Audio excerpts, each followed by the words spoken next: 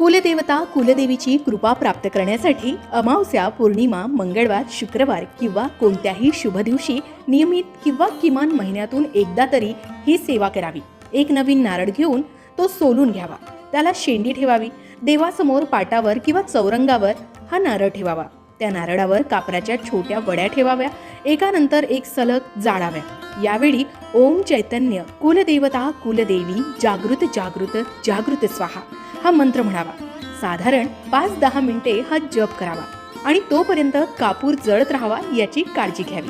कापूर आपोआप जळणं बंद झाल्यावर कुलदेवी कुलदेवता यांची क्षमा मागावी आणि माझ्या पूर्वजांकडून किंवा माझ्या परिवाराकडून आणि माझ्याकडून सुद्धा तुमच्या सेवेत किंवा तुझ्या बाबतीत काही चुकलं असेल, काही राहिलं असेल तर आम्हाला सर्व परिवाराला क्षमा करा, आमचं बोट पकडून आम्हाला उन्नती प्रगतीच्या मार्गावर घेऊन जा अशी प्रार्थना करा।